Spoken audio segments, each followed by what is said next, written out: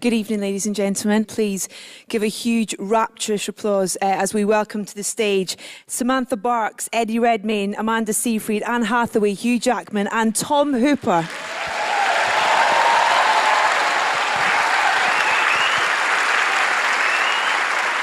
Tom, I would love to start with you, please, if that's okay.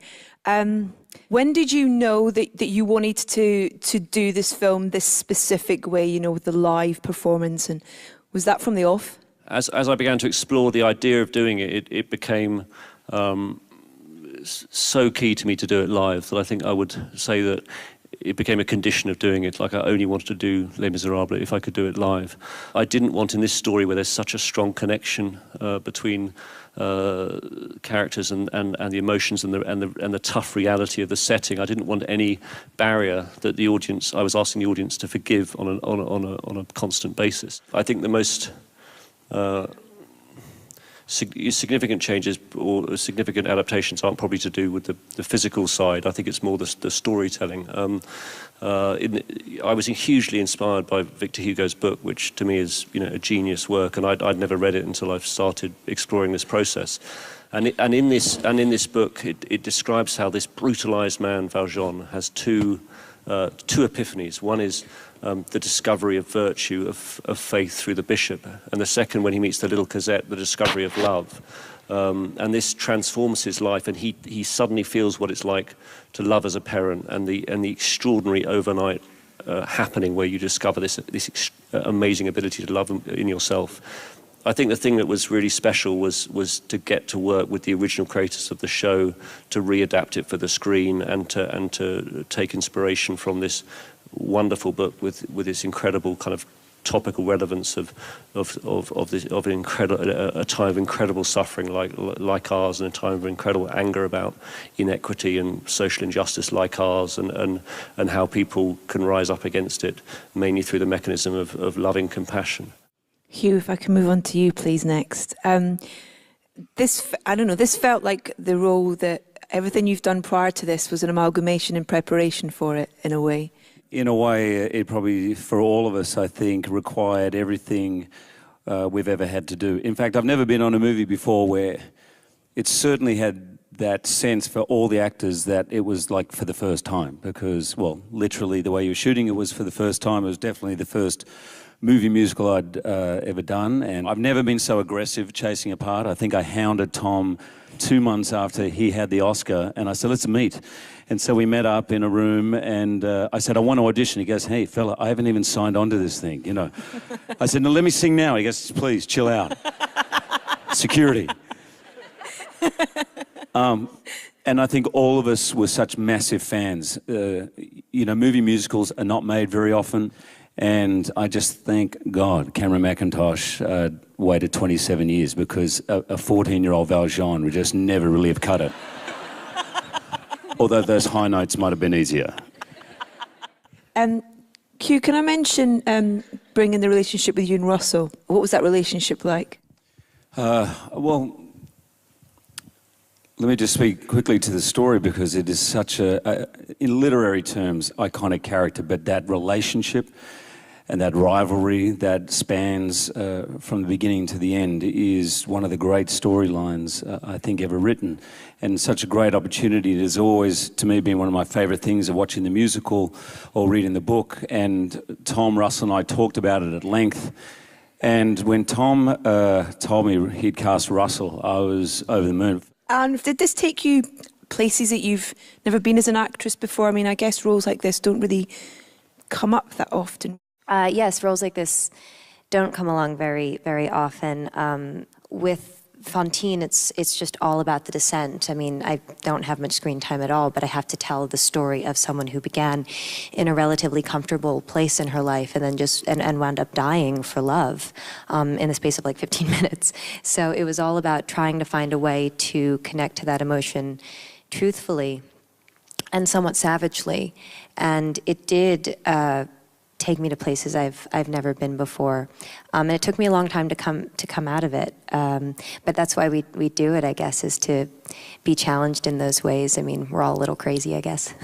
Can I just add, of those 15 minutes, yeah, I was just about to I have to point out, I think the greatest compliment a filmmaker can ever give an actor is to hold a close-up for 3 minutes on one of the most extraordinary performances of all time.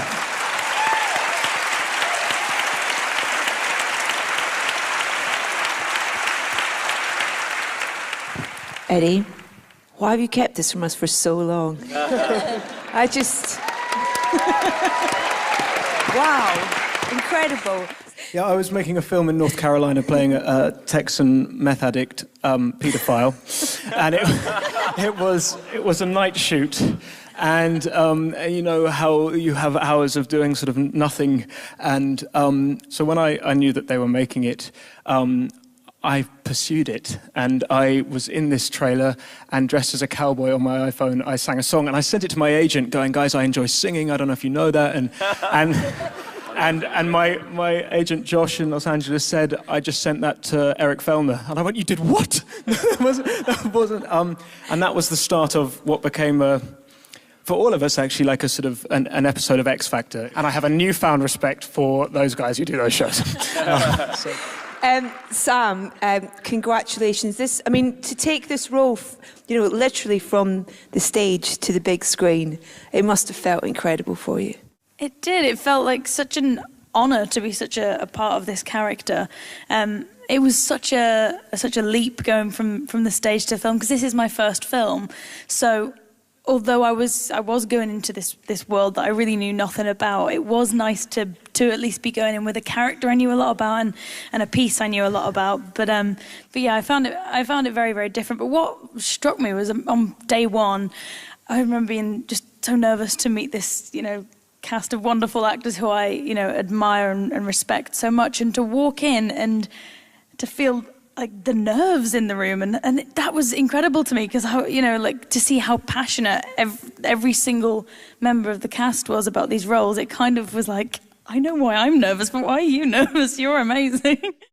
Amanda, how did you feel when you first saw the film? I watched it for the first time with Sam and Eddie, and it's really weird, because we all kind of forgot that we were in it, because it's so epic and so like it's Les Mis, the film, and you're watching Hugh in the first number, and you're almost wetting yourself, because it's actually happening in front of you. And it's true. It's like, it's just such a big deal for Les Mis fans, and then all of a sudden, halfway through, the date comes up, and we're like, oh my God, we're in it. Right. Okay. Enough of my questions. Let's get some from our enormous audience. Were you worried about what you'd have to take out and what to keep in to keep the magic in? I've never made a film before where anything was sacred in the script, because most of the time when I made The King's Speech, it was based on an unproduced play that no one knew, whereas here you're dealing with songs that have become globally culturally iconic, like I Dreamed a Dream, and so you knew certain things were going to stay, and it was all about how you supported the things that you had to make these things essential, so that there was never a thought of cutting them. How long did you rehearse before you went to start filming? It's a great question, because Tom, and again, the producers allowed us 9 weeks of rehearsal. I've done a lot of stage shows, and you really get 9 weeks even in a theatrical production. But I think actors know that actually rehearsal is our greatest friend, and there was never a half-hearted rehearsal. I mean, from literally from day one. Then this is what Tom would do. If Tom was me, he would go, "Great, why don't we just let's sing the song and go all out." Don't worry about me, man. Don't worry. I'm just the camera. It's all good. Do you need me to take a mint? It's all good. Let's go. From the beginning, we were getting used to the camera. All of us had fake teeth. It took about 2 weeks before I stopped sounding like this. And when you're doing something for the first time, like singing live and singing on locations, we had to be ready to go wherever we were. So it was, thank you, one of the greatest gifts. This was not a situation where it's like we were going to be able to do it once, and if we nailed it, that would be great. We knew that if you're doing a scene where you're pouring, you're ripping your heart out, you're going to have to rip your heart out for 12 hours a day. So the rehearsal process actually became kind of like, the emotional gym for all of us. I was actually for Tom, because I was just wondering how much from the set design on the theatre production did you take and you kind of put in the cinematography of this film, because it was gorgeous, and I was just, because obviously there's so much more you can do with a film than you can on stage. The staging of the show is spectacular. It's one of the great stagings, but it deals with the epic without being able to. It has to suggest it, or as you can see from the film, it's such a huge journey. And one of the great joys of making the film was to be able to put his epic journey on screen for real. What did you think the biggest challenge would be when you went into production? The big challenge for me was getting the live vocal dream to work, and I have to credit my extraordinary sound recordist Simon Hayes, who.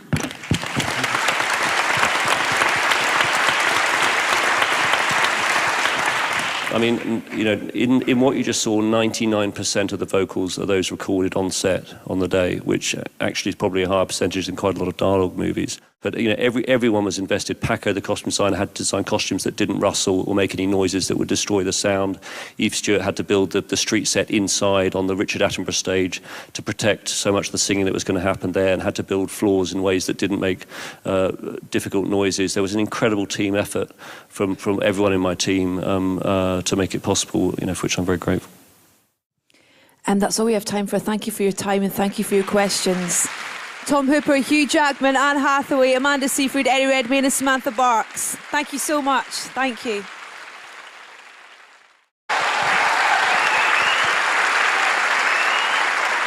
Tom, I would love to start with you, please, if that's okay. When did you know that you wanted to do this film this specific way, with the live performance? And was that from the off? As I began to explore the storytelling, I was hugely inspired by Victor Hugo's book, which to me is a genius work, and I'd never read it until I've started exploring this process. And in this book, it describes how this brutalized man Valjean has two epiphanies. One is the emotions and the tough reality of the setting. I didn't want any barrier that the audience. I was asking the audience to forgive on a constant basis. I think the most significant changes or significant adaptations aren't probably to do with the physical side. I think it's more the. Good evening, ladies and gentlemen. Please give a huge rapturous applause as we welcome to the stage Samantha Barks, Eddie Redmayne, Amanda Seyfried, Anne Hathaway, Hugh Jackman and Tom Hooper. The idea of doing it became so key to me to do it live that I think I would say that it became a condition of doing it. Like, I only wanted to do Les Misérables if I could do it live. I didn't want in this story where there's such a strong connection between characters and